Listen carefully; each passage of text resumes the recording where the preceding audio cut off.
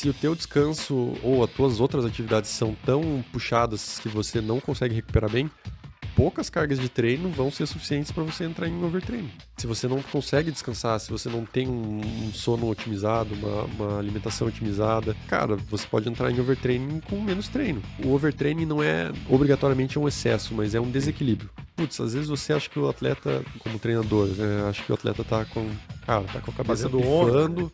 Não, tá ruim, assim. Cara, não era pra ele estar tão cansado. Ele tá perdendo rendimento, não tá batendo com a fase da periodização que eu tô imaginando. Acho que ele pode estar um pouquinho esgotado e tal. Colocar alguma coisa que seja mais lúdica, assim, pra ele se divertir, ele relaxar um pouquinho, baixando também a carga de treino. It's time! TFCast, o podcast da TFO.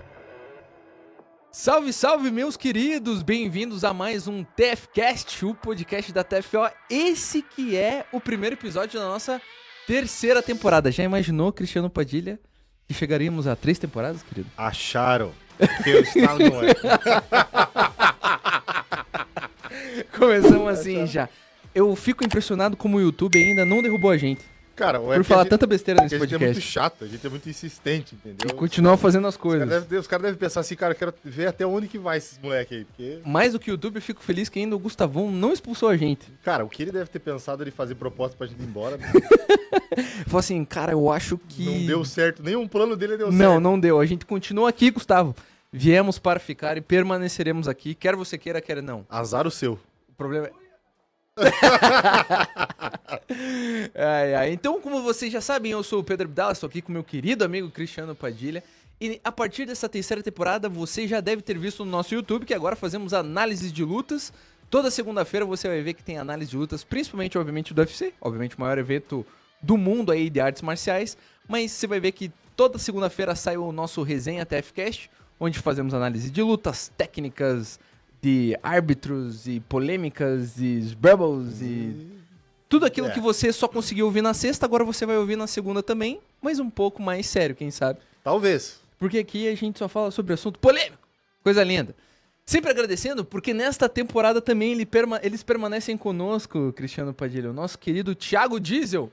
Thiago, muito obrigado por acreditar aqui no nosso projeto, sempre bom ter você aqui. E se você não sabe ainda, Thiago Diesel cuida de sistemas eletrônicos de toda a linha diesel, SUVs, caminhonetes, utilitários e vans, caminhões, máquinas agrícolas. Agora na terceira temporada já sei falar máquinas agrícolas. Então se você precisa de chip de potência, remap, reparo em módulos eletrônicos, programas de software e até, como nos nossos últimos episódios, vocês ouviram a falar sobre o sistema de Arla 32? A Thiago Diesel tem um melhor serviço pra você, então lembre-se, você falar lá Cris Padilha 10, ganha aqueles 10% de desconto. Ainda maravilhoso. Tá nesse cupom? Beijo, Thiagão. Também queria agradecer muito ao nosso querido amigo Maicon, que está aqui nos patrocinando com a Monkey Energy. Você já sabe, a Monkey contém 3 sabores maravilhosos, o tradicional, o tropical e o de melancia. Então, se você quer ter energias além de asas, da onde as asas podem alcançar, tome Monkey Energy Drink. Muy bien. Muito bem. Queridos, estamos aqui hoje para falar sobre um assunto pesado. Asteroides. Ah, não, desculpa. De conteúdo. Algo que, na verdade, o Cristiano, obviamente, gosta muito. Tem muitas perguntas para o nosso convidado. Inclusive, eu pedi umas receitas. Receitas de asteroides e embolizantes, como é que você falava? Asteroides embolizantes. Isso. Mas enfim, queridos, estamos aqui hoje contando com a grande presença do Dr. Pedro Murana, Dr. Pedro que é professor da Federal do Paraná, um lugar onde todos nós passamos perto, nunca pudemos entrar, nem estudamos, mas ele dá aula lá e é médico de esporte, que já deve muito provavelmente estar arrependido de ter vindo aqui nesse podcast, Provavelmente. porque até antes de começar a nossa gravação ele tava falando, nossa, as pessoas parecem inteligentes, Parecem normais. agora viram que nós temos certos problemas mentais. A próxima vez eu acho que a receita que ele vai te dar é de um psiquiatra. Não, talvez ele pense assim, eu acho que não é um médico do esporte que tem que vir um psicanalista que tratar esses caras. Ou quase um psicopata. Não, psicopata é nós. Ah, é verdade, desculpa. Doutor, seja bem-vindo. Tudo certo? Muito obrigado. Tudo certo. Um pouco assustado, realmente. Gostei. Mas vamos lá, acho que o susto vai passando aos pouquinhos. Vai.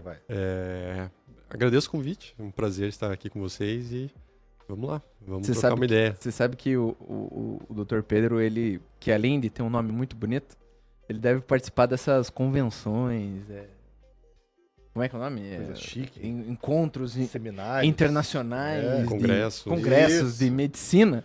E vai lá, dá uma aula, os caras falam, putz, cara, baita conteúdo e tal. Daí o cara fala só, assim, Só assunto técnico. né? só assunto técnico. Aí eu tenho que vir num podcast pra ver os caras gritando, entendeu? Falando besteira e ainda tenho que me mostrar um cara sereno. É, tá. Pelo menos alguém tem que trazer serenidade pra Alguém esse tem, trabalho. né? Doutor, deixa eu fazer uma pergunta. Se você olhar pro Cristiano Padilha, assim, você vê que o bicho toma um suco, né? Ele gosta de um suquinho diferente. Se ele der um beijo numa mulher, ela também vai ficar meio bombada ou não? Olha, É muito suco, né? Olha o tamanho do bicho. Tive que comprar uma camiseta não, GG cara. pra ele, cara. O bicho tá muito grande. Você vê que a veia dele já tá um cano, assim. já não é nem uma veia. sonho da enfermagem, né? Essas vezes. Isso sempre falaram mesmo. Quando eu É pisei fácil na- de encontrar essa veia, hein? É. Coisa O linda. problema é que eu tenho medo de agulha, né? Deu pra ver bastante pelas tatuagens que você tem, Cristiano Padilha. Você tem muito medo de agulha mesmo. Vê se pode. Mas, doutor, agora vamos começar um papo sério, Cristiano. Isso aqui é um programa sério. Não, eu sei. Nós vamos começar o papo sério. Sim, senhor. Mas, medicina do esporte, doutor, assim, no teu trabalho hoje como um todo, assim, você tem recebido mais pacientes normais, tipo eu? Ou mais bombados, tipo o Cristiano Padilha? Legal. É uma boa pergunta para começar, né? E essa pergunta já traz bastante sobre o que é a medicina do esporte, o espectro, o foco, né? E você já introduziu a resposta, realmente a medicina do esporte meio que não tem muita barreira, né? Então, não tem um paciente que a gente não vá atender, que a gente não tem o que fazer por ele.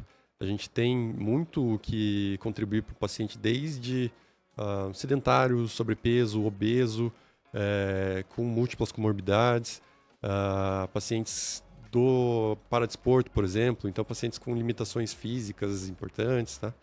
E para pacientes no outro extremo, né? Com uma funcionalidade acima da média, atléticos, sejam usuários de anabolizantes ou não, tá? Ele pensou duas vezes antes de falar isso, né, querido? Você viu, né? Você viu.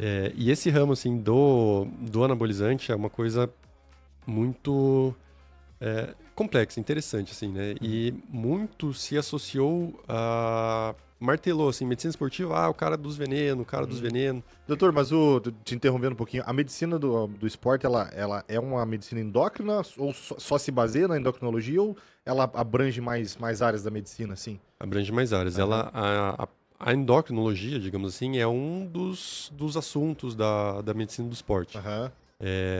Mas a medicina do esporte trata de lesão, as lesões do esporte, né? Então, Ortopédicas, assim? ortopédicas, principalmente as lesões por sobrecarga, mas também as lesões traumatológicas, Sim. né? As lesões agudas, as lesões de sobrecarga e as lesões decorrentes de um trauma agudo. Sim. Então, por exemplo, praticante de musculação que tem dor no ombro ali relacionado ao Uma supino, epicondilite, alguma coisa as assim? epicondilites Aham. muito comuns, as queixas lombares, dores Hernia musculares, de disco. hernia de disco, tudo isso, né? A gente avalia, a gente diagnostica, a gente trata, a gente participa ativamente na reabilitação junto com um fisioterapeuta, junto com um profissional de educação física ali, quando o paciente já está em fases mais avançadas da reabilitação para retornar Legal. ao esporte.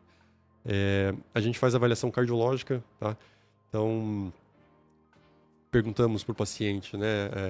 Alguém que chega para saber se está bem para praticar um esporte ou para começar a temporada, saber que está bem, né? Que não vai infartar, não vai cair duro no tatame, por exemplo. Sim. Isso é importante. A gente colhe toda a história desse paciente, conversa sobre sintomas, sobre a saúde dos familiares, sobre os hábitos, fatores de risco para doenças cardiovasculares, solicita os exames, interpreta os exames, né? Conhece as principais causas que levam o paciente a sofrer uma parada cardíaca, uma morte súbita, e busca ativamente essas alterações ou esses indícios para minimizar o risco de acontecer alguma desses eventos trágicos com o atleta, né? Algumas pessoas acabam se direcionando um pouquinho para a parte de testes, de exames. Então, tem colegas da medicina esportiva que trabalham muito com teste ergométrico, teste ergospirométrico, né? Legal. Colocar o atleta na esteira com analisador de gases, né? Máscara, para fazer a leitura dos gases exalados e avaliar o metabolismo dele, certo? Ver VO2, ver os limiares, ver a condição aeróbica e também procurar indícios de patologias, né? Arritmias que não eram para acontecer, mas acontecem conforme o atleta vai aumentando o esforço, sinais de isquemia, ou seja, quando o coração precisa de mais sangue, por algum motivo, normalmente uma coronária obstruída, ou uma coronária que tem um trajeto que não deveria ser, um trajeto anômalo, o sangue, quando o coração mais precisa, ele não é suficiente para atender todas as demandas do coração, né? Enfim, então, assim, é uma especialidade bem, bem complexa. E uma das maneiras que eu gosto de definir é você pensar em tudo que o atleta pode precisar de questões de saúde, tá? O médico do esporte é o cara que está apto a fazer pelo menos esse atendimento primário, né? Não vai resolver 100% dos casos, vai ter uma bizarrice cardiológica, vai ter uma lesão complexa ortopédica, ou casos cirúrgicos ortopédicos a gente não opera. Casos atípicos da parte endocrinológica, a gente sempre vai ter o respaldo dessas outras áreas. Mas a gente também domina tudo que é de conhecimento generalista que envolve essas áreas, mais as particularidades da fisiologia do exercício, algumas doenças, alguns acometimentos bem particulares do esporte. Tá? E teve algum caso, assim, bizarro que você fala assim, cara, isso aqui era um negócio que eu tinha lido num livro, falaram que era raro e... Não raro, mas... Porque Peguei. abrangendo do jeito que o doutor trabalha, que é com um público normal e com um público praticante atleta, né? Alto nível. Deve ter alguma coisa muito pesada. Tem muito. E existe um fenômeno, assim, na medicina que o neurologista faz muito mais diagnóstico de tumor do cérebro, cerebral, do que um médico generalista, né? Porque esse é um paciente que provavelmente já foi em vários generalistas, tratavam ali com remédios simples. Não teve né? um diagnóstico fidedigno, alguma coisa assim? Aparentemente... também, Talvez não né? assertivo, assim, né? Mas é que assim, os casos que era realmente uma simples dor de cabeça, eles vão morrendo pelo caminho. Quando ele chega no especialista, são realmente casos mais complexos, mais elaborados, que não foram resolvidos com generalistas ou com pessoas, até especialistas, mas não sei, talvez mais subespecialistas, começo de carreira, etc. Assim, né? Então, quanto mais especialista a pessoa for em determinada área da medicina, e provavelmente em todas as áreas da vida, mais bucha essa pessoa vai pegar, né? Porque as coisas mais simples vão ficando pelo caminho, vão sendo resolvidas pelo caminho. Então, cara, parecem umas coisas assim. O próprio nome já diz, especialista, né? Exato. Pega especialidades daí. Não, é porque eu fico pensando nisso, porque essa semana, ontem eu acho, ou hoje de manhã, agora eu não lembro, acho que foi hoje de manhã, tinha visto que mais um fisiculturista tinha morrido, né? Eu não consegui ler a cara notícia, lá mas de Ponta parece que o menino Grossa tava lá. esperando um transplante, uma coisa assim, né? Mas isso, é claro que a gente tem, isso tem sido cada vez mais comum, na verdade, né? Assim, comum no sentido, não todo dia se morre um fisiculturista, mas assim, antes me parecia que já não era tanto, assim, agora tem sido um pouco mais, e aparentemente cada vez mais novos até, o cara tinha 35 anos. O outro também. Né? É o outro também? Então, acho que, de certa forma, o senhor acha que isso seria mais... É claro que não sobre esse caso específico, até porque tinha que ter o laudo, né? Mas você acha que isso se dá...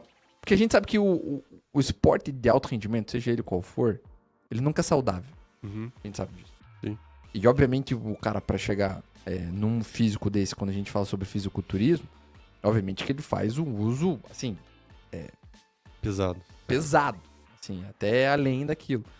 E que de uma forma ou outra, eu acho que os mais inteligentes, eu diria assim, conseguem fazer esse acompanhamento, né, em relação à medicina do esporte. Mas por que isso tem se tornado tão mais comum? Você acha que seria mais uma questão de essa superdose, falta de acompanhamento, ou simplesmente, cara, já se perdeu, assim? Perde a mão, né, às vezes. Perdeu a mão em relação, vamos dizer agora sobre isso. esse tipo de esporte. Não sei se atende fisiculturista ou não. Fisiculturista em si, raros. São raros que chegam até mim, assim, sabe? E depois eu explico por que isso acontece. O último que eu atendi foi por questões de lesão, sabe? Me procurou com uma ruptura parcial ali do tendão do bíceps, estava perigando romper, né? Digamos assim. Tá? Mas em relação à tua pergunta, o uso está se tornando cada vez maior, né? Então, quanto mais pessoas usando e mais pessoas usando em doses cada vez mais altas, mais chance a gente vai ter e mais a gente vai ver pessoas sofrendo as consequências, né? E as consequências, às vezes, trágicas, pesadas, né? Então, é uma pura estatística, assim. Digamos que, só para chutar um número, se a gente tem 1% de mortalidade para cada 100 usuários de anabolizantes, se a gente tem 100 usuários, a gente tem uma morte. Se a gente tem 10 milhões, a gente vai ter 100 mil mortes, né? Essa questão estética de redes sociais, talvez a popularização do fisiculturismo, e até uma certa culpa da medicina, de uma banalização dos efeitos dos anabolizantes e uma ideia que é semeada de um certo uso seguro, assim, sabe? O uso do anabolizante, ele nunca vai chegar a ser seguro, sabe? O uso do anabolizante em doses suprafisiológicas, certo? Então, existe uma certa relação de dose-efeito, tanto para o bem quanto para o mal, né? De ganhos, de aumento de massa, aumento de força, aumento de disposição e de efeitos colaterais, né? Em regra geral, quanto maiores doses, mais tempo você usar, Mais efeito. Né? mais efeito você está sujeito, né? Mas tem pessoas que parecem ser meio outliers, meio fora da curva também, pro bem e pro mal. Então tem pessoas que têm uma boa tolerância, têm menos efeitos colaterais, e meio que por seleção natural, são as pessoas que acabam se destacando, indo bem em campeonatos, etc. Uma genética, assim, seria. Genética, mecanismos que muitas vezes a gente ainda não entende. Metabolismo, às vezes a procedência dos anabolizantes ser melhor, às vezes o próprio acompanhamento médico, né, capaz Isso, né, atenua um pouquinho os riscos. E por outro lado também a gente tem os outliers azarados, né? Já apareceu no meu consultório pacientes tomando doses baixas de anabolizantes. Muito efeito colateral. Exato. Assim, muito pouco efeito benéfico e com efeito colateral, assim, bizarro, assim, desproporcional, sabe? Uhum. Ele tinha, eu não esqueço isso, eu conto para algumas pessoas, ele tinha de partida já um colesterol ruim, já era um mau candidato, assim, para usar o anabolizante. E com essas doses baixas, e nada injetável ainda, oral e gel, ele dobrou o colesterol ruim e o colesterol bom dele quase sumiu, sabe? O cara, em vez de ter um benefício, ele acabou piorando Mas ele totalmente. treinava? Ele fazia alguma coisa? Ele tentava. Ah, tá. Mas, assim... Mas tomou por conta. Não. Fez acompanhamento. Fez com o médico, assim, né? Você precisou resolver o caso do homem. Pois é, a gente... não tem, assim, suspender o anabolizante e tratar o que deu errado quando é tratável, né? Às vezes É irreversível, né? Às vezes tem coisa que é reversível, ou que precisa de uma cirurgia, né? Enfim, tem várias consequências possíveis, né? Uhum. E... Enfim, aí cada caso é um caso, né? Os desses injetáveis, assim, pega mais o quê? Fígado, pâncreas? Não sei, quando o cara fica injetando assim muito, qual que é o maior problema? Porque se é oral, eu acho que Oral é o que mais deve pega ser mais o fígado, né? Porque é o que passa. Absorção. Na verdade, sim, tudo pode pegar... Meio que tudo pode pegar tudo, assim. Não dá existe- pra... Não dá pra Ninguém é de excluir. ninguém, assim. Pega tudo. O sistema que a gente vê mais sendo afetado é o sistema cardiovascular. Pelo menos, assim, da minha prática clínica e de estudos aí, tá?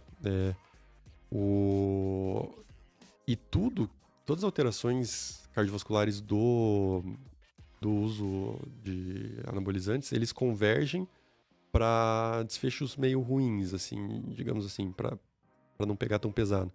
Então, ele piora a pressão, né? Aumenta a rigidez das artérias, hipertrofia o músculo cardíaco de uma maneira não fisiológica. O treino, o exercício físico também causa uma certa hipertrofia, né? Faz o chamado coração de atleta, mas é uma adaptação boa, tá? O coração com menos batimento consegue mandar mais sangue, por isso que o atleta tem batimento em repouso reduzido. Daí ele para de treinar, o coração reverte, né? Mas mesmo quando ele está treinando, isso não é ruim, tá? E no caso dessas alterações causadas pelo anabolizante, muitas vezes causam uma hipertrofia, uma fibrose irreversíveis. E isso começa a gerar um efeito de insuficiência cardíaca. O coração que devia esvaziar mais da metade do sangue ali, a cada batida. Então, a cada sístole, né, ele tira 60% do volume que tem ali no ventrículo esquerdo. Ele começa a diminuir esse volume ejetado. Então, ele ejeta de 60, vai para 55, 50 e etc. Então, começa a faltar sangue do coração para diversos tecidos, né? E por isso que é bem comum ver em fisiculturistas, né, dispneia, o cara que tem cansaço para subir um lance de escada, um inchaço, né, problema de retorno venoso, sabe? Muitas coisas nesse sentido. Além disso, para o colesterol, como mencionado naquele caso, ele piora muito o colesterol ruim e aumenta o colesterol ruim e diminui o bom, né? Então piora nos dois sentidos. Função endotelial, né? Então, assim, nossos vasos sanguíneos, eles têm uma série de camadas. O endotélio é a última camada ali que fica em contato com o sangue, que protege o próprio vaso sanguíneo de receber, por exemplo, a própria partícula de colesterol, metabólitos do cigarro, tá? Então, quando ele está inteirinho, como se fosse, sei lá, uma camisinha, assim. Quando ele está inteirinho, nada penetra isso daí e o endotélio fica saudável. Quando ele tem rupturas, aí tem uma porta de entrada para entrar as placas de colesterol, né? Começar a desencadear toda a cascata de aterosclerose e com o passar do tempo vai fechando as artérias e pode acarretar infarto, AVC, em diferentes locais do corpo, assim, sabe? Não só no cérebro, na cabeça. Tá? Então, enfim, cara, uma porrada de coisa aí que pode dar ruim. Pode dar ruim. Cristiano, vamos se cuidar, né? Vamos se cuidar. Vamos se cuidar. Daqui a pouco a gente já vai começar a fazer uma consulta aqui ao vivo. Cadê seus exames? Tem que dar pra ele já, pra gente dar uma analisada aqui ao vivo. Tudo em dia. Pra ver como é que você tá, bicho. Que ele falou que dá hipertrofia na veia aí. Já dá pra ver que tua veia tá bem hipertrofiada. Não, mas isso não dá pra ver por fora. Assim. Não? Então... O cara, nossa, tá me... Mais um pouquinho, eu tô lá embaixo já, cara. Não, cara, eu quero te dizer que tudo isso é admiração. Queria eu... Preocupação. Né? Preocupação, mais do que isso. Porque eu não tenho condição de fazer esse programa sozinho. Entendi. Entendeu? Então... Mas, voltando ao assunto, doutor, e uma questão de... Me fugiu a palavra. De reposição hormonal. Pessoa que tem falha lá de reposição e tal, vai fazer... Existe alguma dosagem...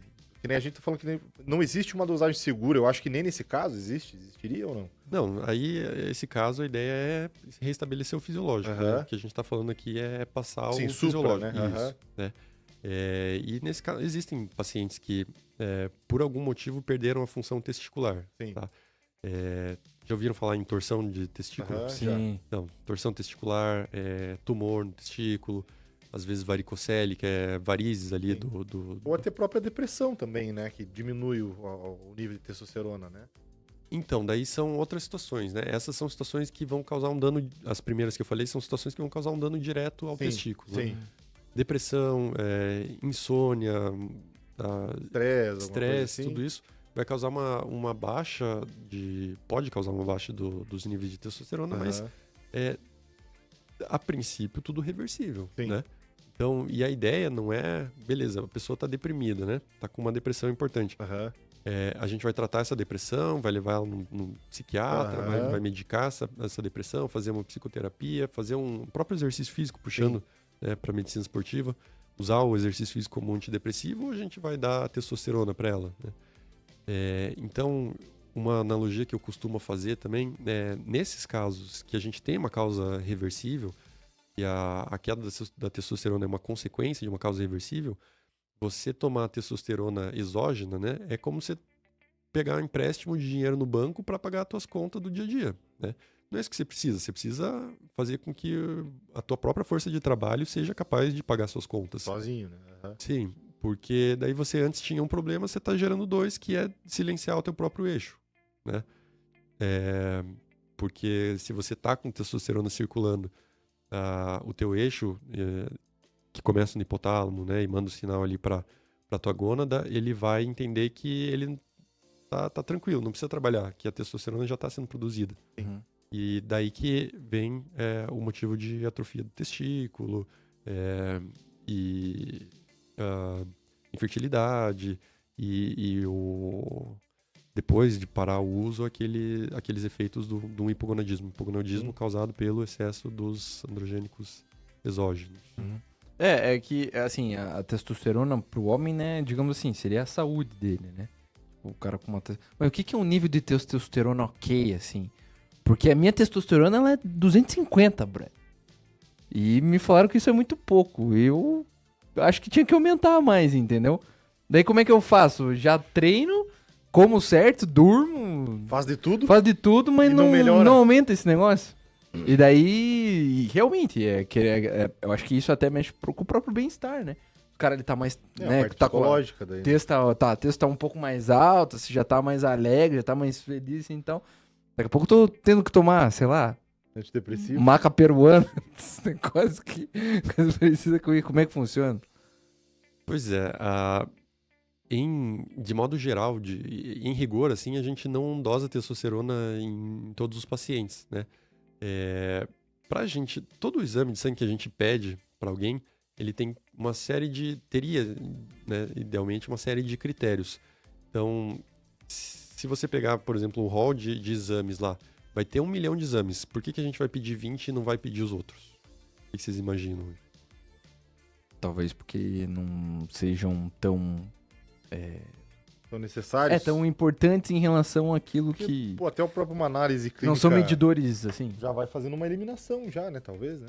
Isso. Né? Já vai ali, acho que esse paciente aqui, ele precisa desses exames porque tem uma característica específica. Isso. Então, a gente vai pedir com base no que a clínica... na clínica, no histórico, nas queixas, no exame físico, né? Vão nos direcionar. A gente pede também, algumas vezes, com base em critérios epidemiológicos. Tá? Então, assim, digamos que existe um exame para uma determinada doença, tá? Uma doença rara, tá? Sei lá, 1 em 1 milhão de pessoas tem. Então, assim, a gente vai pedir esse exame em todas as pessoas de rotina, sendo que é uma doença extremamente rara. Uma coisa específica, né? E daí, outra coisa, né? Se a gente vai pedir um exame para descobrir doenças que a gente não tem o que fazer depois, Não faz vale muito a pena? sentido, né? A gente tem dados, assim, populacionais para entender exatamente o papel desse exame, o que significa se esse exame vem assim ou assado. Então, assim, se esse exame tiver baixo, por exemplo, a gente tem evidência, a gente tem fundamento que melhorar esse determinado marcador vai melhorar, vai fazer alguma diferença.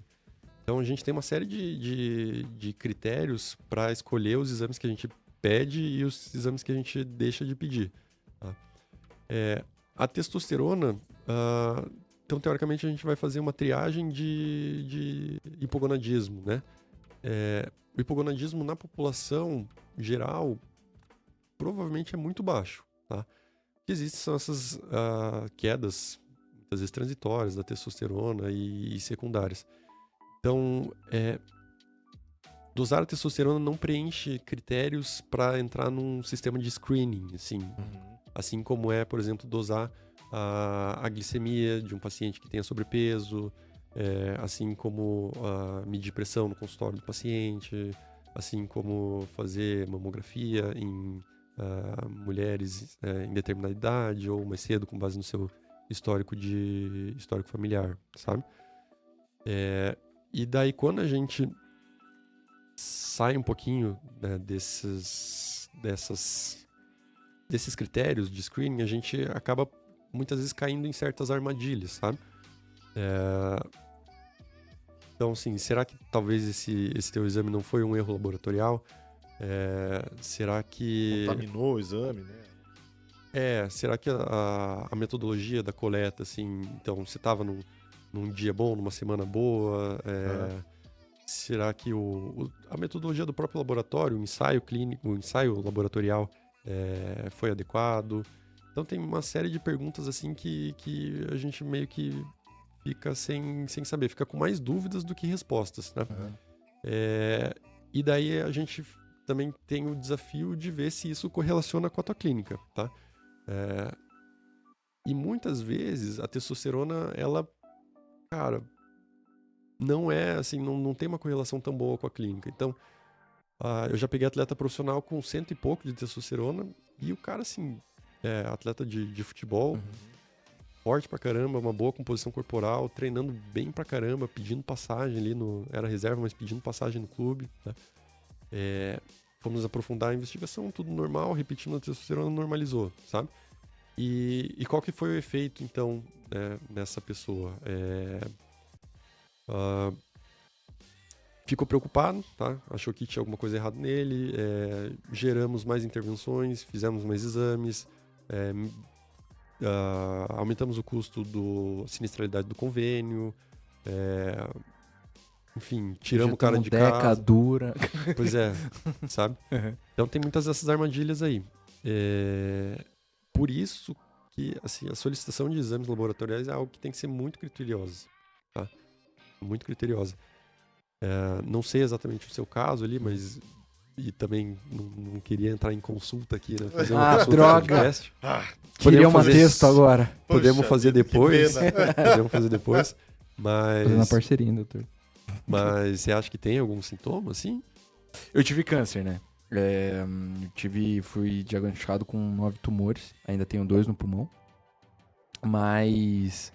Eu, sinceramente, acho que talvez não seja por causa disso. Eu acho que ela é baixa mesmo, assim. Digamos que se eu fosse fazer hoje, talvez ela permanecesse baixa, até mesmo, acho, pela correria, né? Tendo essa consciência que pelo estresse, correria, muita coisa. Mas a gente, sinceramente, acho que tem uma vida saudável. Treino 2 vezes no dia. Durmo relativamente bem, ok. São só 6 horas, mas acho que quando eu durmo. Mas o estresse é constante. Uhum. É constante. Então, acho que talvez seria por causa disso. Mas eu até pergunto isso porque uma vez, antes, um pouco depois até mesmo de ter feito a minha segunda cirurgia, eu tive que fazer reposição. Pelo menos foi o que o meu médico falou. Fiz a reposição. Cara, eu me senti um super-homem, assim. Era um negócio... Pera, não sei se... Eu usava o gelzinho, era aquele antes que você passava aqui embaixo, assim, antes de dormir. Ele só falava que tinha que botar uma manga comprida, porque, né, senão eu fosse dormir do lado da minha esposa, podia dar ruim pra ela, né? Assim, Ia assim. ficar bem louco, né, Larissa? Já é bem tranquila, né? Já é bem tranquila. Socar em você, né? Então, daí era isso que eu tinha que fazer, mas eu lembro que foi uma época onde eu me sentia bem, assim. Era uma composição, até mesmo com os treinos, pô, me sentia bem. Obviamente não era o físico que eu tinha antes, porque eu cheguei a... Hoje eu tô com 90, né, quilos. Mas pouco depois da cirurgia eu cheguei a 66. Nossa. Então eu fiquei bem sequelado, assim. Uhum. E daí diminuiu tudo. Fui bem remexido, assim, né? Foi bem pesado. Até depois com todas as questões pós-câncer, né? Que você tem que ver e tal, tudo. Uhum. Mas talvez eu tenha que refazer isso e realmente entender. Mas eu queria até... Hoje, às vezes eu penso em usar as paradinhas. Entendeu? Mas não só pela performance, assim, mas às vezes a gente só quer... Melhorar a cabeça. Coisa parecida com isso, assim, sabe? Mas sabe que, assim, o teu caso é um exemplo bem interessante do uso clínico, né, da testosterona. Então, era pra melhorar a sarcopenia, basicamente, né? E pra sarcopenia é uma indicação legal, sabe? Sarcopenia é? Sarcopenia é a diminuição da massa muscular. Tá? Uma diminuição patológica da massa muscular. Normalmente a gente vai ver em idoso, mas acontece em paciente acamado, paciente em estágios avançados de câncer, de HIV, paciente queimado, paciente que fica muito tempo hospitalizado, sabe? E nesse caso é o melhor uso da testosterona, eu diria assim, sabe? Nossa, eu lembro que eu tava forte, cara. Depois, quando saí, minhas pernas estavam tudo fininhas. Minha coxa tava... Minha coxa e minha canela era tudo a mesma coisa, assim, ó. Era tudo um só. Tinha que tomar banho com a perna aberta pra descer no ralo. Doutor, como é que é feita a seleção para uma pessoa que tem que fazer o uso clínico de testosterona? Como é que é feito para saber se vai ser injetável, em gel, comprimido? Existe um norte, assim, ou é meio por eliminatórias, assim, também?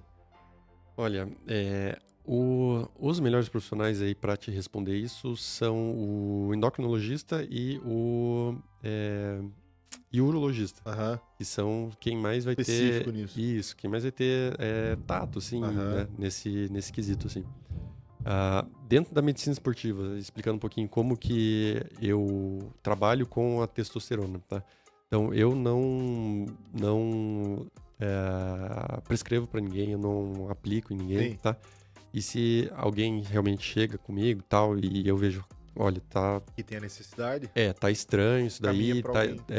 me parece ser realmente um hipogonadismo importante, parece ser, não sei, ter uma causa primária tratável, eu encaminho daí, a depender, né, de caso, para endócrino ou para pro urologista. O que eu faço na prática e para que as pessoas me procuram? Às vezes para ter essa conversa que a gente está tendo aqui, né? Então, putz, será que vale a pena para mim, no meu caso, tal, tirar as dúvidas? O que pode acontecer pro bem, pro mal, né? E às vezes tem pacientes que estão usando, estão convencidos a usar e se sentem inseguros, né? Sentem que tá ficando ponta solta, que não tá sendo bem avaliado na questão de saúde. E eu vou ajudar nesse caso, tá? Mas, assim, a minha ideia é acolher essa pessoa. Eu não quero deixar que ela faça cagada sozinha ou que fique mal acompanhada. Mas eu não vou incentivar, sabe? Pelo contrário, eu vou tentar botar o pé da pessoa no chão, assim, sabe? E muitas vezes, exatamente por isso que muitas das pessoas não me procuram, né? Porque não quer que alguém... diga que não é. Diga não. Assim, a gente tem que...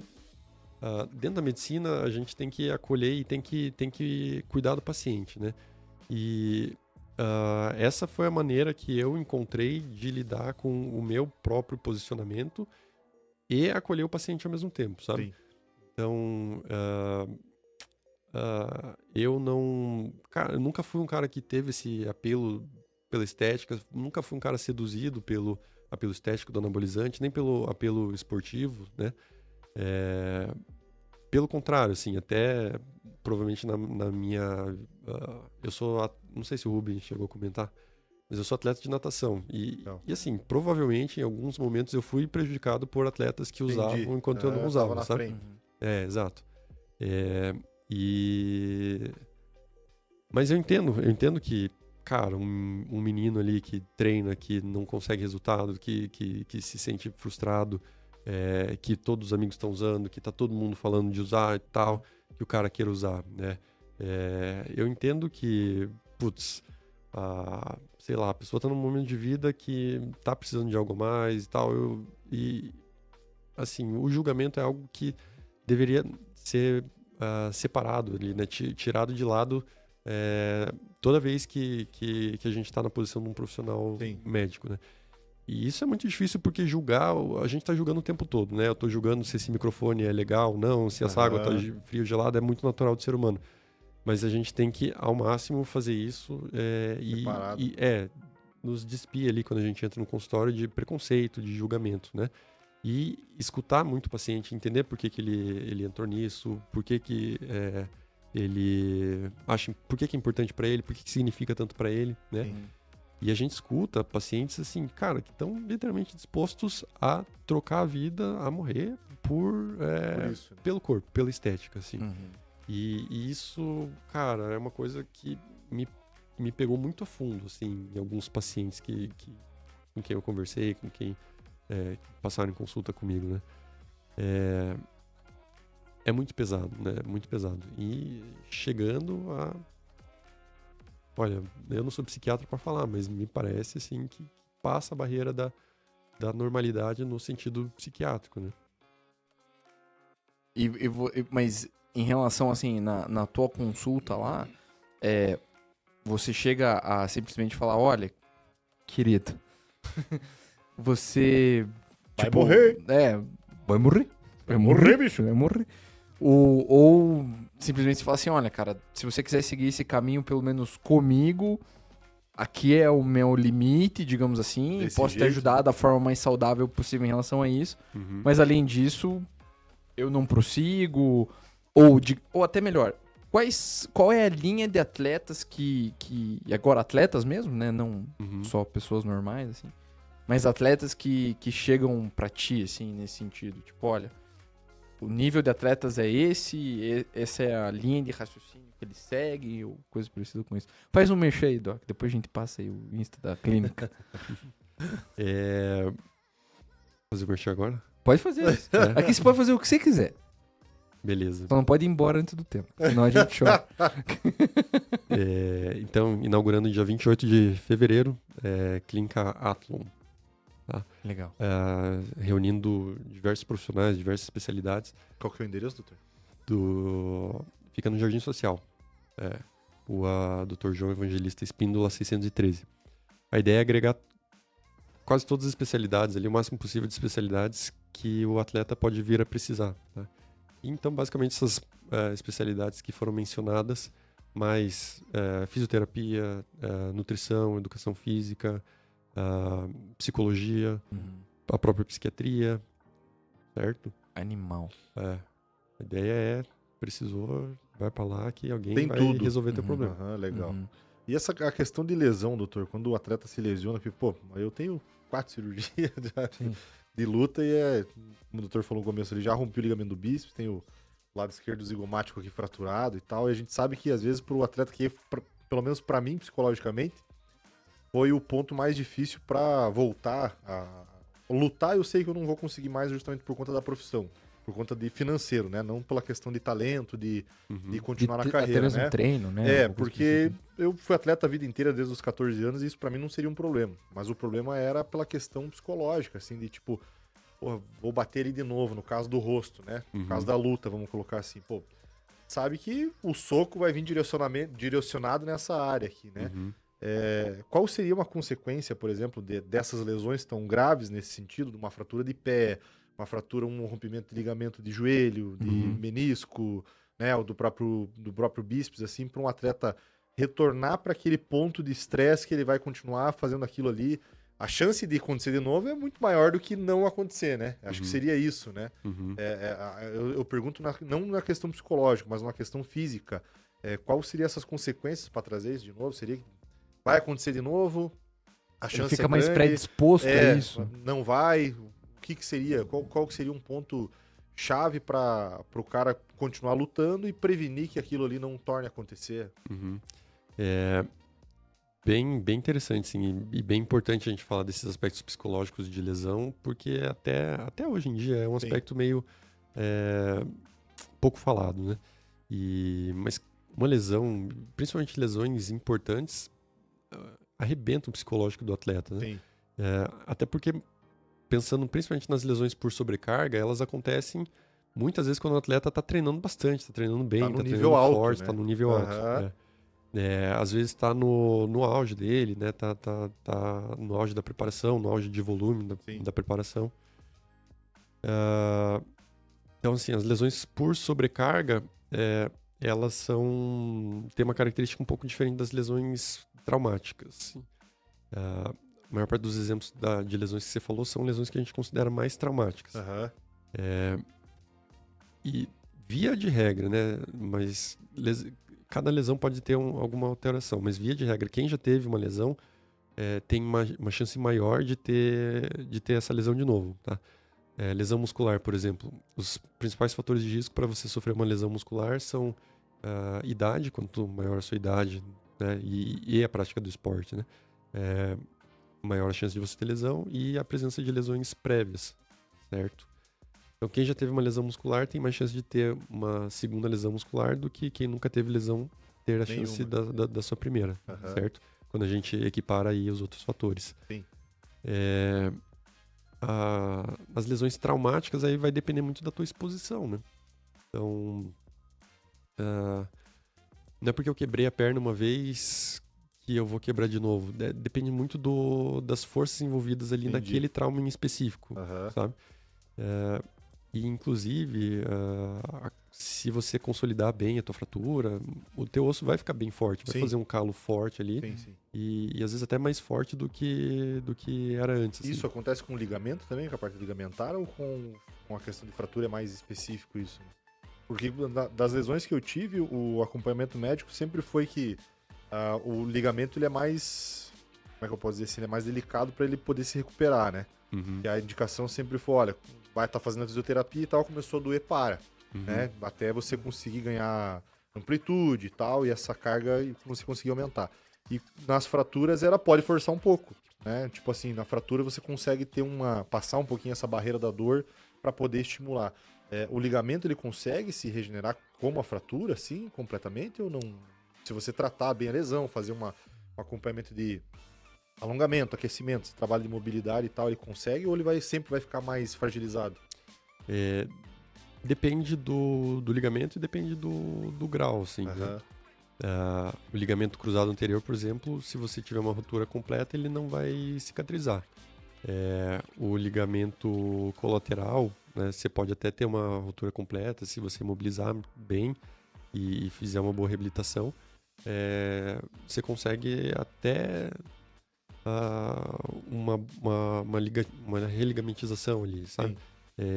E você gera um tecido cicatricial, às vezes histologicamente, o tecido é um pouquinho diferente do tecido original, mas que muitas vezes consegue cumprir uma função legal, sabe? Sim. O cruzado anterior, se você fizer uma lesão parcial, você consegue cicatrizar o ligamento, né?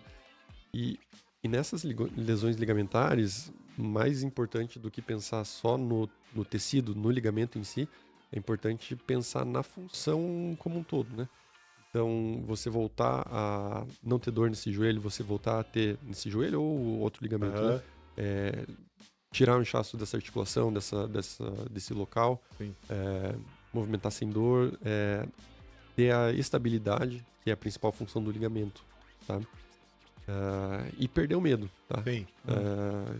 Que talvez seja uma das últimas coisas, né? Perder o medo de fazer os movimentos que você fazia antes. E qual que é a explicação científica, doutor, para quando a gente tem esse tipo de fratura, essas coceiras quando vai chover, dor quando vai chover, ou quando tá mais sensível? Tá frio. Existe uma explicação? Por que dói tanto, cara? Por que tipo, no meu caso do rosto aqui, coça demais. E do braço, do distal do bíceps aqui, ele dói, assim, quando o tempo tá mais pra, O meu é a barriga, chuva, cara. assim. Existe alguma explicação científica para isso? Olha, você tem alguma implante metálico Tem, no rosto? tem. Então, Metade Talvez da cara seja dele é isso, titânio. Verdade? E Foi colocado pino, placa e parafuso de titânio aqui do lado esquerdo. parece ter alguma condição física, assim, com as próteses, né, que pode predispor a isso. Tem questão, assim, de... Quando a gente tem um trauma importante, faz uma cirurgia grande, a gente mexe nos receptores, nas terminações de receptores nervosos. de dor, e a gente pode deixar eles meio... Mais sensíveis ou mais não? sensíveis, mais atordoados, assim. E daí, estímulos que não deveriam provocar dor nessas terminações nervosas Acabam ficando mais hiperexcitadas, sensíveis. isso, acabam ficando mais sensíveis. Então, mais ou menos por esse caminho aí. Entendi. E o ligamento por ter mexido nele e tal. E o ligamento, quando ali, ele, no meu caso, ele rompeu bem no começo dele, né? Qual ligamento? O distal.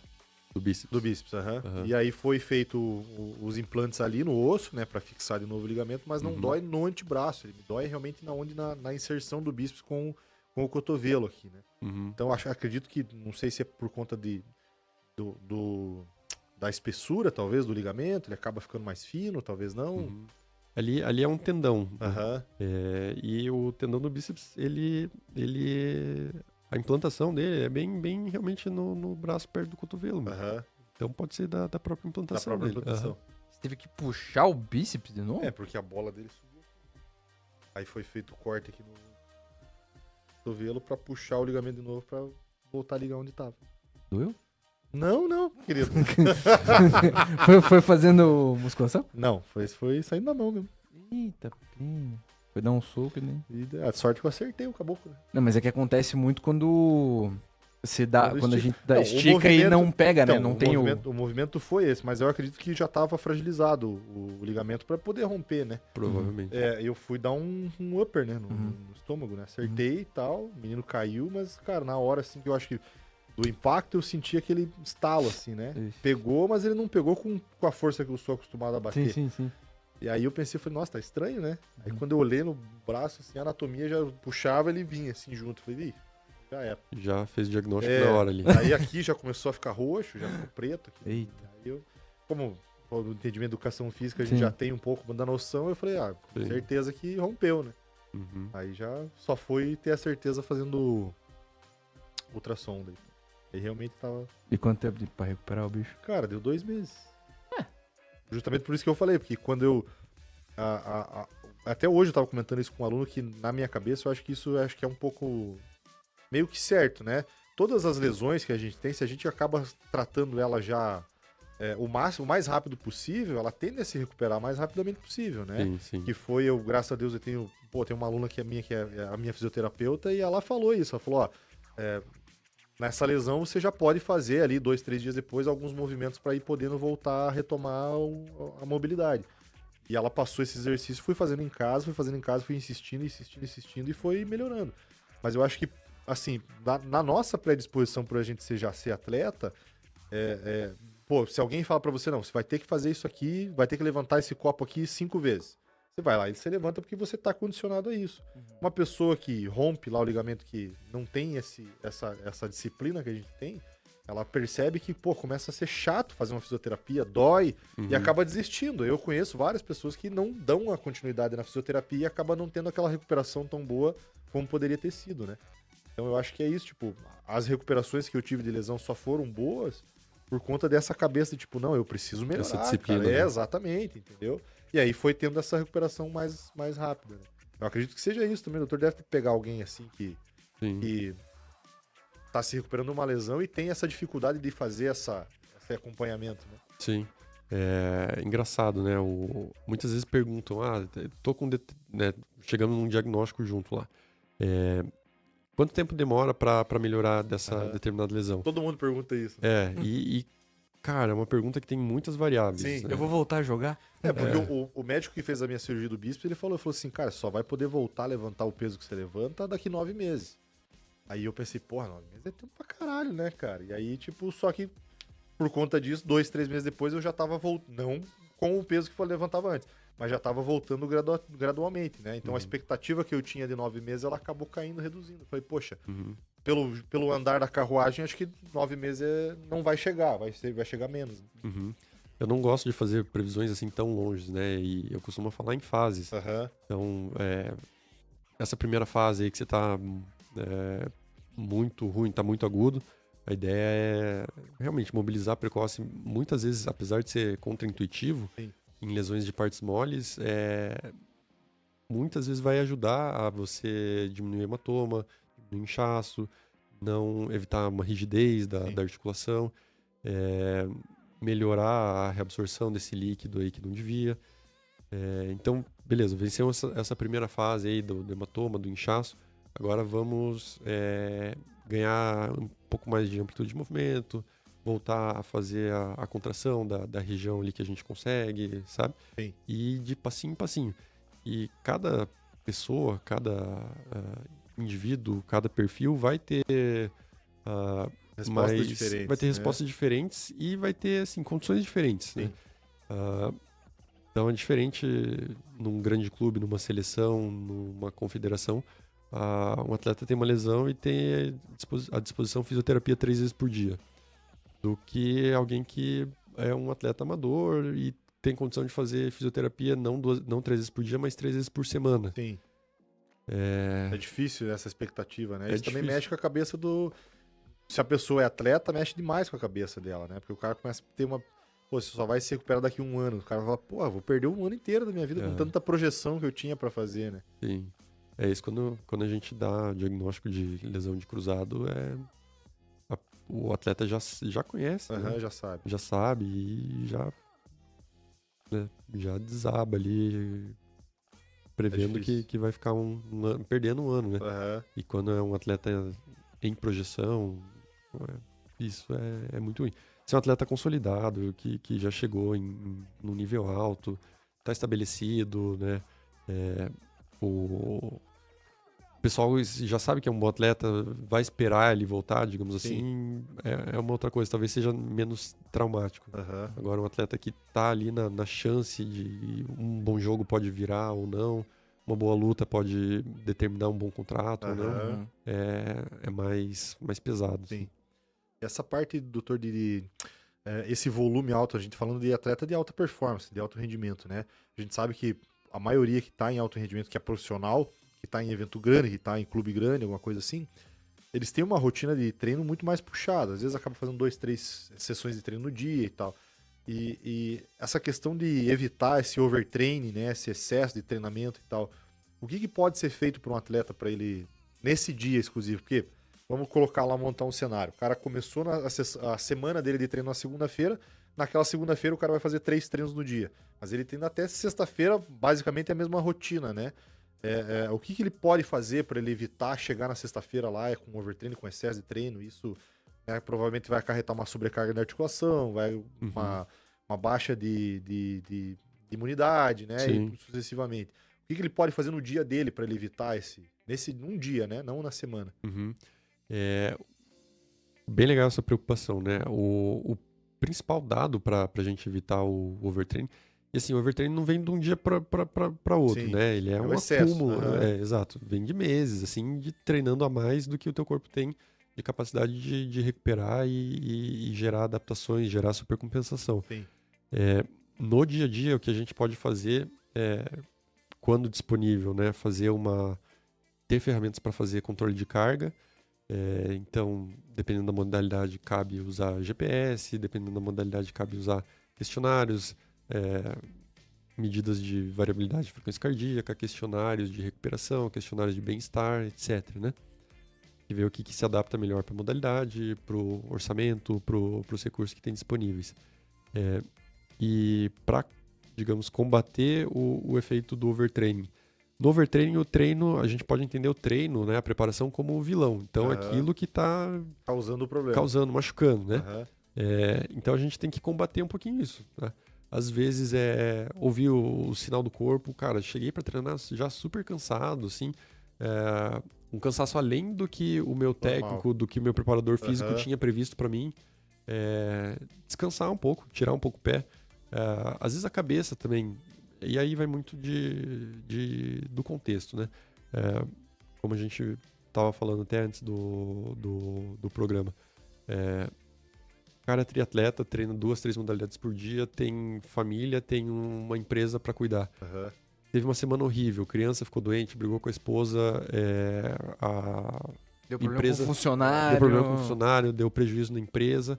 O cara às vezes não tem cabeça para nada. Assim. Então um treino que ele deveria tirar de letra vira uma tortura. Sim. Porque fatores externos vão interferir na percepção de esforço, na carga interna, né? E ter muito bem esse tato, uma conversa com o treinador, do cara saber o que está acontecendo na tua vida por fora, é super importante. E além disso, daí o arroz com feijão, literalmente, né? A nutrição, o arroz com feijão, o sono e algumas outras medidas como meditação, O próprio acompanhamento psicológico também, acompanhamento né? Um psicólogo, psicológico. né? Aham. massagem, liberação O miofascial. overtraining, assim, a principal, digamos assim, sintoma do overtraining é literalmente essa exaustão. Não, o cara não vai, sei lá, ter diarreia, vômito, Pode ter de tudo. tudo. Acho que depende do indivíduo também, né? Da individualidade biológica de cada um também. Né? Uhum. O overtraining cara, é uma baixa de energia geral, assim, né? Então, sensação, o cara sente que não acorda bem, não dorme bem. E uma coisa que é muito marcante no overtraining, muito característica, é a perda de prazer no esporte. O desânimo, né? Desânimo. O cara amava a modalidade, se sentia feliz, vinha treinar sorrindo, Perdeu o tesão. perde o tesão, assim. Pensa em largar do esporte. E provavelmente muita gente largou do esporte sem perceber que estava em overtraining. Caramba. Até porque diagnóstico de overtraining, a menção de overtraining, eu não sei, mas não deve ter 20, 30 anos, né? É muito recente, né? É, relativamente recente. E então, cara, eu tenho essa percepção, assim, essa suspeita. Assim, acho que se a gente der uma pesquisada, a gente descobre uns casos de pessoas que abandonaram o esporte. Sem saber que tava com overtraining. Abandonos precoces de esporte sem saber que estavam em overtraining. Mas o overtraining, assim, só pra deixar claro, né? O overtraining é aquele... É muito treino mesmo, não é só um treino Demais. duro, que tem aqueles caras que... Acho que estão treinando Ai, não muito vou treinar. também. Ai, não, o doutor falou que eu tô cansado. Vou pular o treino de hoje e fazer amanhã. Vou fazer amanhã. Não, querido, você continua treinando forte, duro, daquele jeito. Mas tem aquelas pessoas que realmente Então, aí que, passaram um faço, né? ponto, né? aí que tá. Teoricamente sim, mas se o teu descanso ou as tuas outras atividades são tão puxadas, são tão atribuladas que você não consegue recuperar bem, poucas cargas de treino vão ser suficientes para você entrar em overtraining, Sim. certo? Se você não consegue descansar, se você não tem um sono otimizado, uma alimentação otimizada, cara, você pode entrar em overtraining com menos treino, tá? Sim. Se você tem algum problema clínico que também já Uma variável gigantesca, né? Sim, então o overtraining não é obrigatoriamente um excesso, mas é um desequilíbrio. E ali entra também, fazendo esse ajuste e essa análise precoce de que vai ter um overtraining, um treino regenerativo também Sim. pode ser benéfico, né? Com certeza. Vai falar, com olha, certeza. já que você tá com esse excesso, você não precisa parar totalmente, só vamos diminuir o tempo, talvez, diminuir as cargas e tal. Sim, O treino regenerativo, ele cai bem, entra bem, né? muito bem. E às vezes um treino com uma característica um pouco mais lúdica, Sim. às vezes até disfarçado, assim, né? Aham. Um descanso ativo, né? Descanso ativo putz, às vezes você acha que o atleta, você como treinador, acha que o atleta tá com a cabeça Fazendo pifando. onda. Né? Aham. Não, tá ruim, assim. Cara, não era pra ele estar tão cansado. Ele tá perdendo rendimento, não tá batendo com a fase da periodização que eu tô imaginando. Acho que ele pode estar um pouquinho esgotado e tal. Colocar alguma coisa que seja mais lúdica, assim, pra ele se divertir, ele relaxar um pouquinho, Aham. baixando também a carga de treino. E a né? parte psicológica também. Isso, exatamente. E, doutor, na tua opinião, qual que seria uma idade limite para um atleta de alto rendimento, assim, independente do esporte? Porque um atleta de alto rendimento, ele vai começar novo, né? Teoricamente, vai começar lá nos seus 14, 13 anos ali, e aí gradativamente ele vai entrando na carreira, virando profissional e tal, um limite, né? Porque a gente sempre, no nosso caso, que a gente sempre fala mais de luta, né? A gente coloca sempre que a nossa expectativa do lutador é 35 anos de idade, né? E 35 anos é um cara novo, né? Se Uhum. você colocar assim numa base de dados específica, a 35 anos o cara ainda teria lenha para queimar, né? Uhum. Você acha que isso seria um fator também de individualidade biológica de cada um? Ou vai existir um limite pro cara realmente ali até os 40 é o limite, passou disso já vai ficar mais difícil por conta de toda a parte fisiológica Uhum. do indivíduo?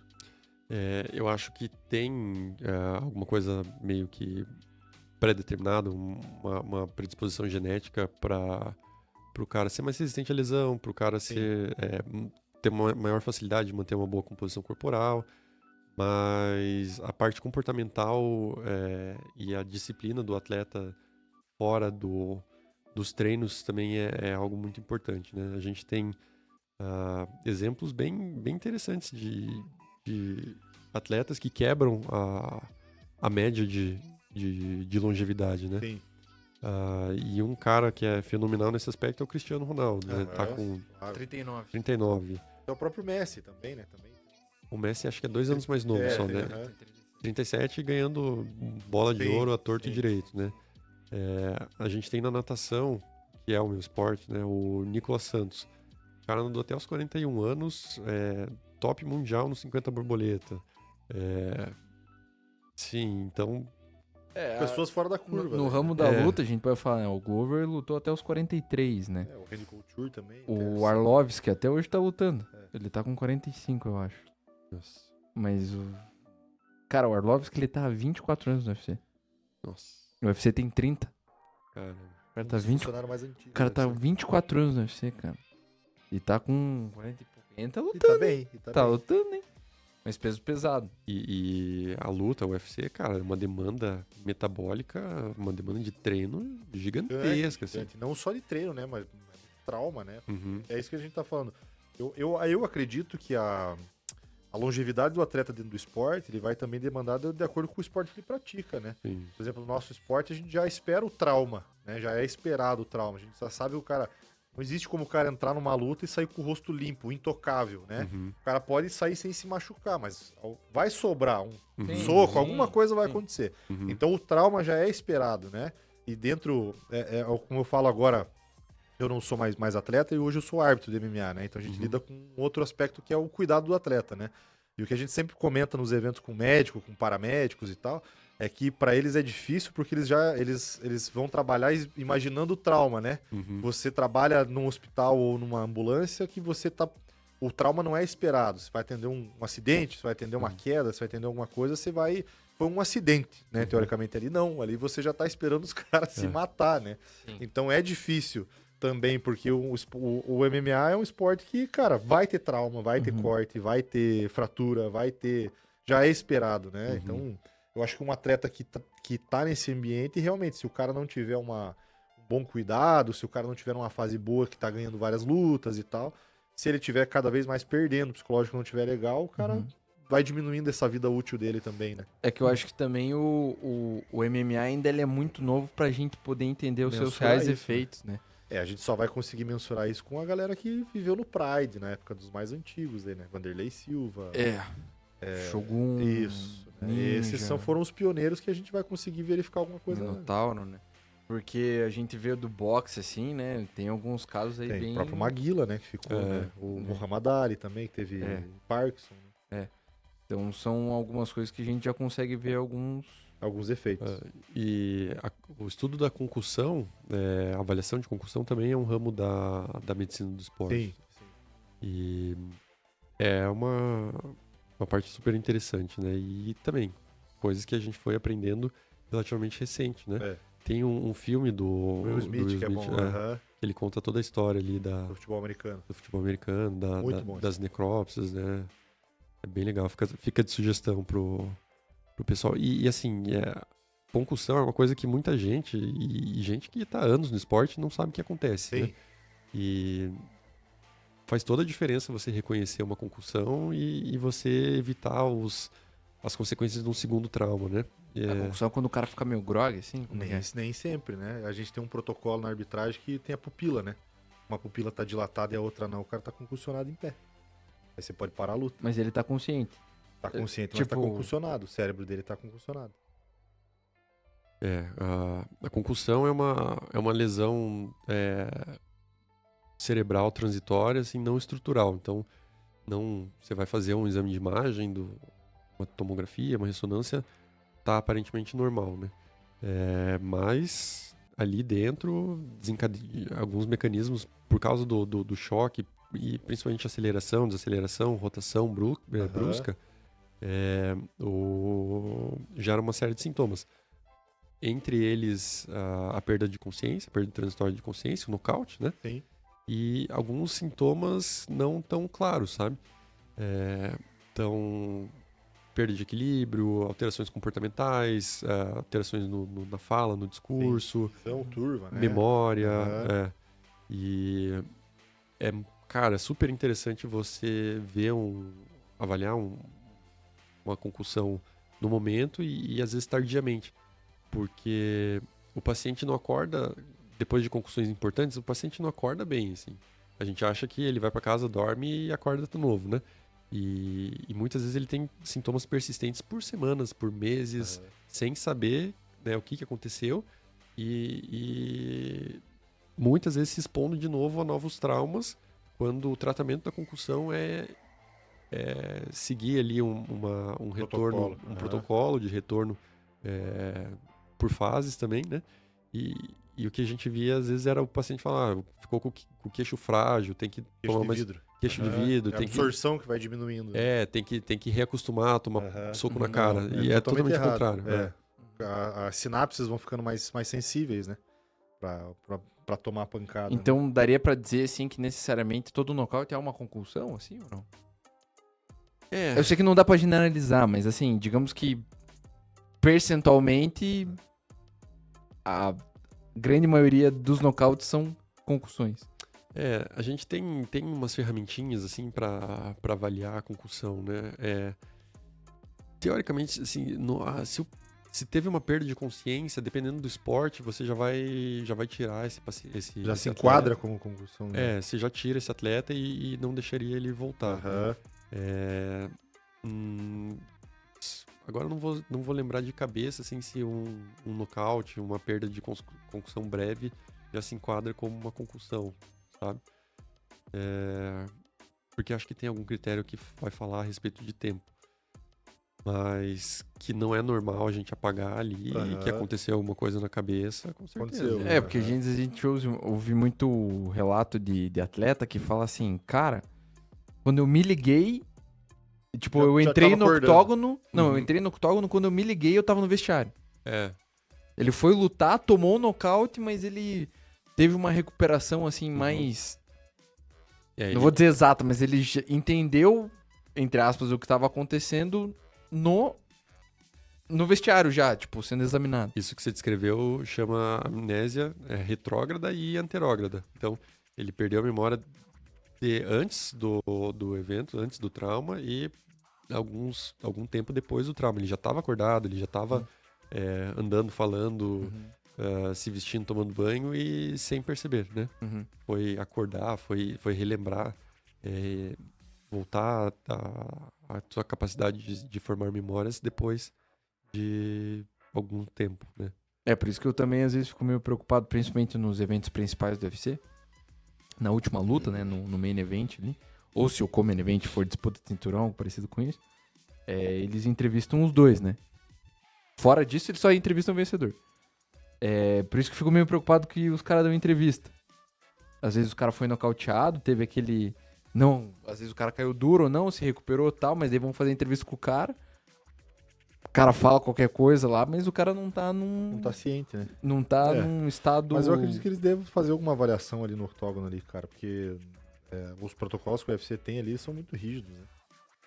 De médico, né? Eles têm 4 médicos, né? São 2 que ficam no octógono e 2 que ficam assistindo lá na área médica. Quando o atleta sai, eles estão esperando lá, né? Então, acredito que deve ter alguma avaliação. Falar, não, pô, o cara não tem condição de dar a entrevista aí, vamos cortar o maluco. Acredito que deva ter, né? Não é possível, né, cara? Que eles mesmos não vejam como é que tá o cara ali, né? Porque não sei se você percebe que quando acontece quando termina uma luta que é por finalização por nocaute, entra o médico e conversa com o atleta, né? Óbvio. Sim, aquele primeiro contato, né? É óbvio. Óbvio que existe negligência, né? A gente já sabe que Sim. teve já vários erros ali, mas a maioria, né, é pra se fazer valer, né? Nem sempre os sinais de concussão são escancarados. São assim. claros, né? É possível o atleta vencer a luta concusssionado, né? Aham. Esses sinais bem sutis, assim. Um caso que também ficou bem clássico ali foi do goleiro do Liverpool, né? Que teria sofrido uma concussão Na final da Champions. Champions, e daí ele fez uns erros absurdos, assim, né? Sim. Foi repor uma bola e entregou no pé do atacante Sim. do Real.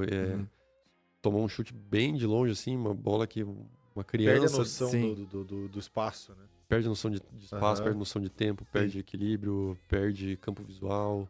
Que ele tinha tomado uma pancada, né? Ele foi tentar pegar a bola, Isso. daí ele tomou uma pancada. Em algum momento ele tomou uma pancada e... E daí era... Ai, como é que era o nome dele? Era um Karius, loiro lá. Karius. Karius. Isso. É. Esse cara aí. E E meteram o pau nele, né? Meteram o pau. Tipo, falaram, pô, esse goleiro horrível, pipoqueiro na final e tal. Mas Tomou essa, 4 gols, 3 ridículos, tá? Mas depois... essa história da concussão veio à tona bem depois, né? E pelo menos eu não vi vir à tona antes. E pra quem tem um pouquinho de experiência com isso, é bem... Visível, né? É bem verossímil, Aham. né? Cara, não sei se sim, não sei se não, mas é bem plausível. Bem Aham. plausível. Faz sentido. Né? Faz muito sentido. Coitado, né? Não, e até eu fico me perguntando, porque esse filme do Will Smith, cara, ele é muito bom, É né? bom demais. E é baseado numa história real, né? Porque foi graças ao médico lá que mudaram as regras da NFL. Ah, mas continua sendo pancada, né, bicho? Não, continua, mas eles reduziram a questão de aonde pega, né? Como assim? Antigamente era capacete com capacete. Podia. Podia, hoje não pode mais. O cara toma, você pode ver, quando você está assistindo o jogo. Aconteceu um choque de capacete com capacete, eles tiram o cara de campo na hora. O cara não volta a jogar mais. Entendeu? Mesmo não se ele volta tá mais. bem, Não assim. volta mais. É o protocolo que eles têm. Capacete com capacete não volta mais.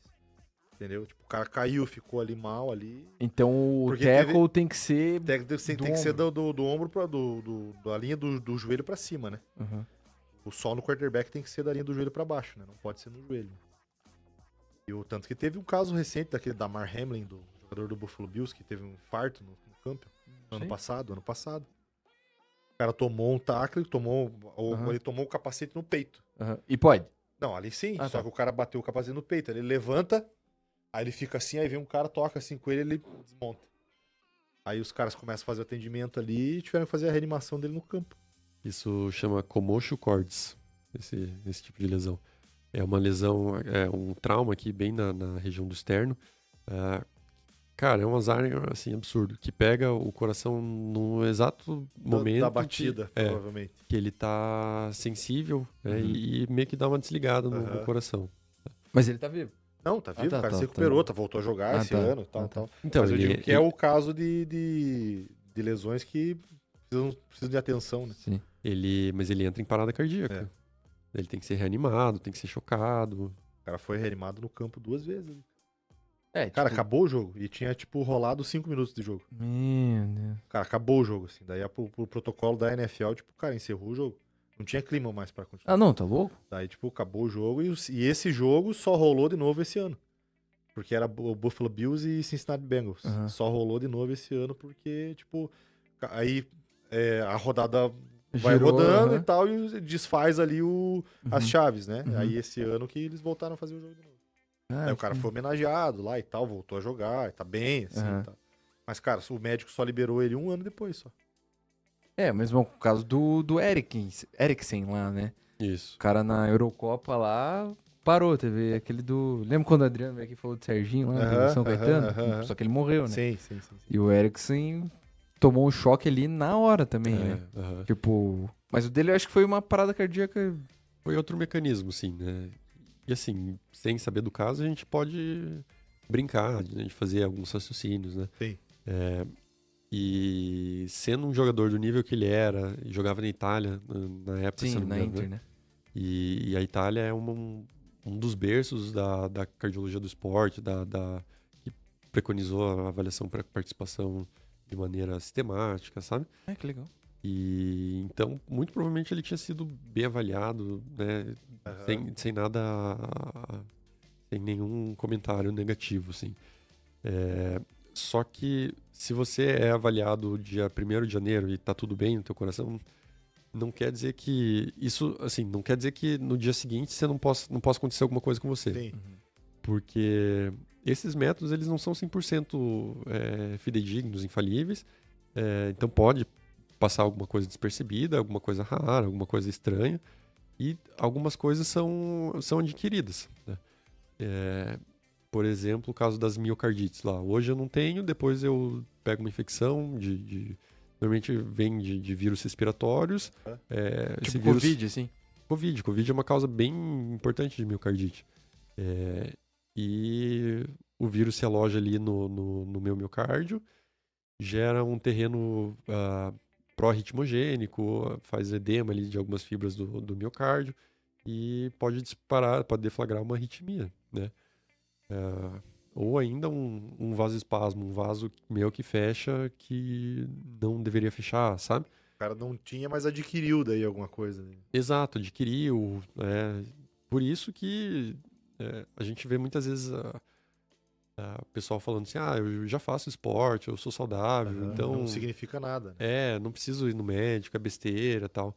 Mas tem que ir, tá? Tem algumas coisas que podem vir a acontecer durante o ano, né? Aham. Aí é um acompanhamento preventivo, daí só pra garantir que tá tudo certo. Daí, né? Pra diminuir chances, o risco, assim, diminuir riscos, né? Exatamente. Que é o que, na verdade, todo atleta deveria fazer, né? fazer, Seja ele Ainda amador ou mais. não, né?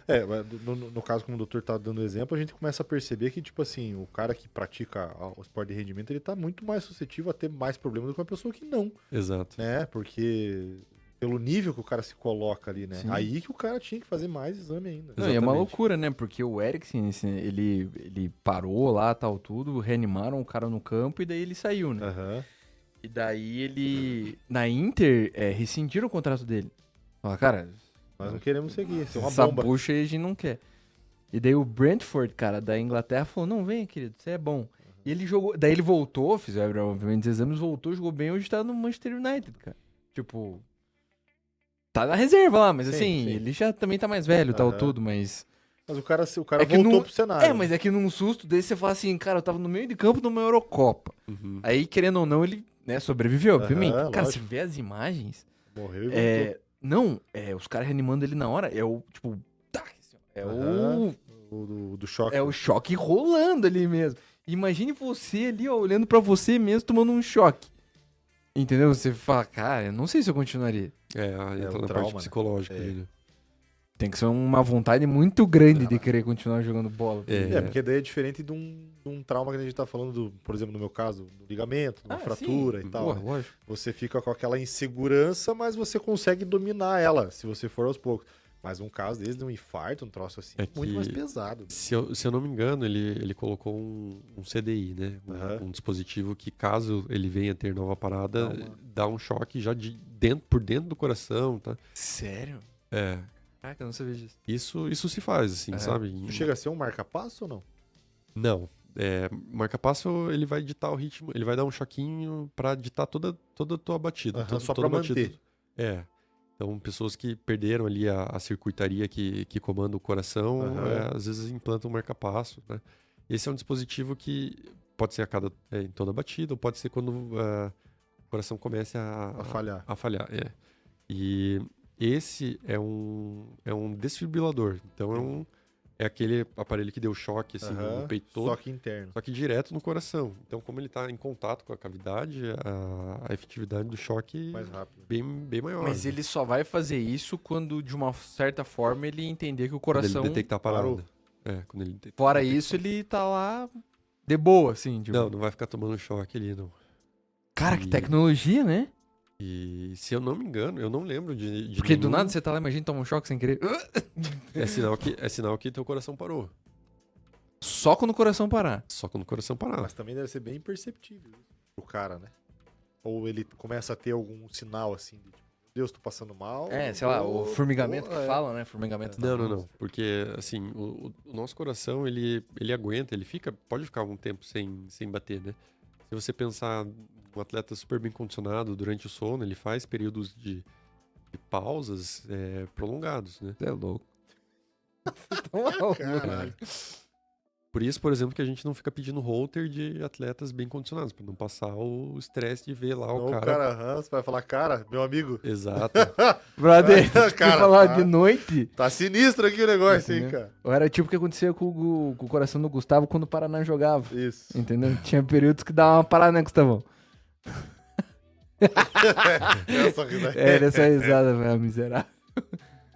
Entendi. E se eu não me engano, o Eriksen foi o primeiro atleta, pelo menos o que eu vi, que voltou a jogar com CDI, porque antes isso era fim de carreira, sabe? Porque não se sabia se... não se sabia, não tinha se feito essa experiência, assim, de Uhum.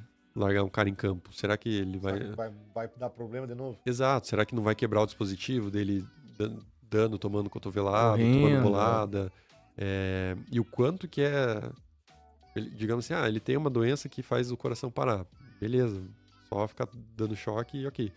Mas a gente pode confiar realmente no dispositivo que vai ficar dando choque e qual o efeito de ficar tomando choque com tanta frequência, assim, Uhum. sabe? Experiência perigosa aí, né? Mas enfim, eu não sei maiores detalhes, não sei o diagnóstico do Eriksen. Uhum. A gente vai formula algumas hipóteses na cabeça, mas então são meio que especulações, assim, né? Ai, Cristiano, que tristeza. Tristeza mesmo, hein, Chegou cara? aquele momento triste, Super. onde nós temos que dizer ao nosso querido convidado que estamos no fim. Acabando já o nosso podcast.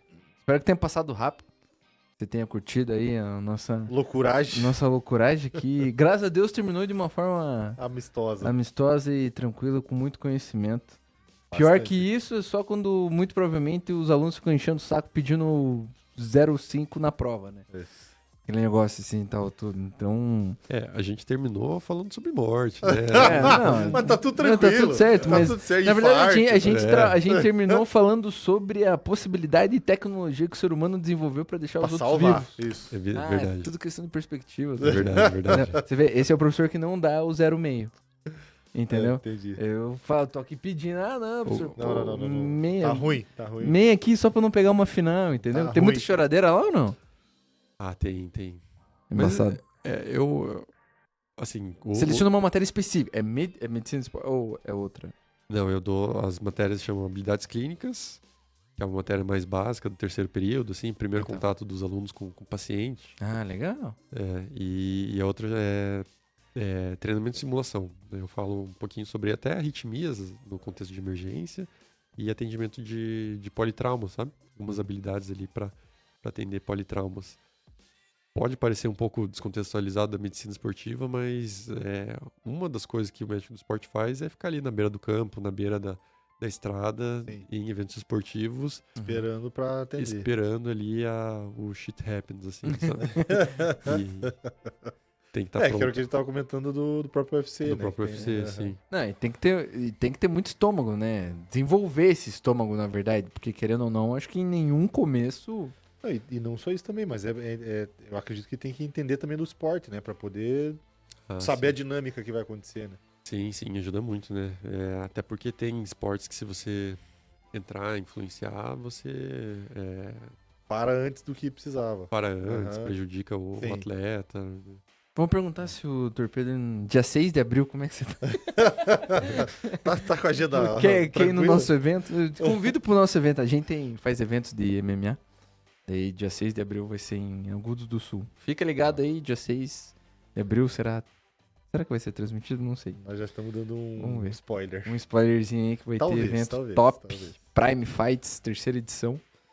Uma produção de Gustavo Schweda. E André Bradar. Isso. Fica aí a informação. Quem sabe com... Se Doutor. não trabalhando, mas pelo menos como um convidado. Se ele não tiver nada pra Exato. fazer, vai lá ver um super evento que vai rolar em Agudos do Sul. Um monte de trauma, porrada, sangue. Mas só pra ele vai ser só tranquilidade. Entendi. Vamos lá dar convite pro homem. Mas enfim, doutor, obrigado imensamente pela sua presença no nosso podcast. Tenho certeza que nós e a galera que tá ouvindo o nosso podcast aprendeu muito.